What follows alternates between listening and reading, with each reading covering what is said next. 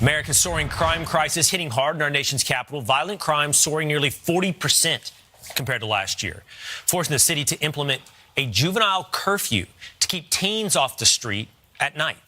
And as robberies soar nearly 70%, one area grocery store is pulling Tide, Colgate, and Advil from its shelves altogether and will only sell store brands. Customers will have to show receipts before leaving. D.C. Police Union Chairman Gregory Pemberton joins us now. Those are staggering numbers that I just shared, and changes in quality of life and way of life for people. And then I guess the real question is, with that kind of sacrifice by the citizenry, pulling stuff off the shelves, is it going to work? Yeah, thanks for having me, Will. And we're in the middle of another violent weekend here for Labor Day. We've had 10 or 11 separate shootings with 5 fatalities. Many of the victims, juveniles or teenagers.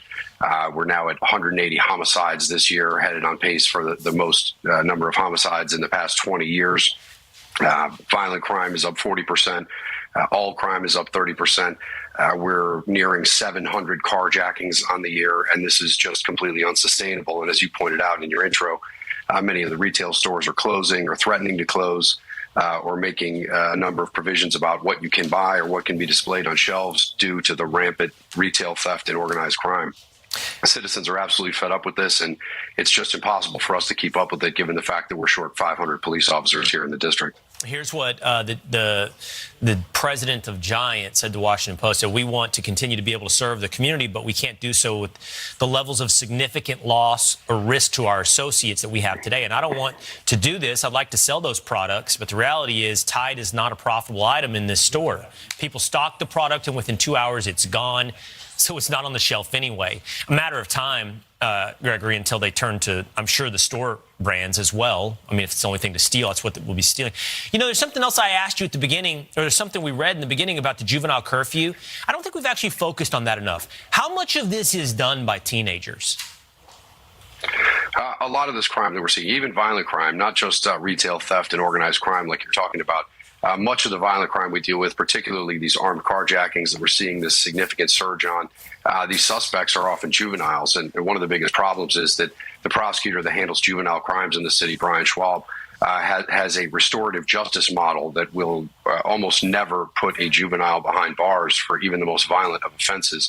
And so these kids can go out and they can commit crime after crime after crime and would never, ever be held accountable. It makes it very difficult for police officers to go out and do their job, keeping these communities and these neighborhoods safe. When the suspect that you go out and put handcuffs on, you bring him in, he's out in the corner laughing at you the next day. So it's a very frustrating situation. And until we get the number of police officers to where it needs to be, and we have prosecutors and judges taking these crimes seriously, I don't think these numbers are going to go anywhere. You know, I just on the way out on this issue of teenagers, it's how do you solve that? That's an issue that it's obviously increasingly such a massive contributor to our rising crime crisis. Is more officers the answer? Like, how do you solve teenagers becoming the source of a lot of violent crime?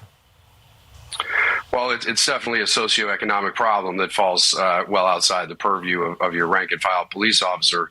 But if these kids understood that there were consequences for their actions, I think that would be the biggest factor in impacting their decision to engage in this kind of behavior. Right. If they started to learn that their friends and the people they went to school with were actually being held in jail for doing a robbery or doing a carjacking, I think that would have a very significant impact on the others deciding to engage in that kind of behavior. So there's obviously a lot of work to be done here. It doesn't just fall on the police, and we're more than happy to help those areas, but we've got to do something about holding these violent criminals accountable. You laid out the recidivism of restorative justice. That's even more so when it comes to kids. And then, here's the cost of that. It's essentially, we're the victims of violent crimes, but we're also losing generations of children. All right, Gregory Pemberton, great to talk to you this morning. Thank you. Will, thanks for having me.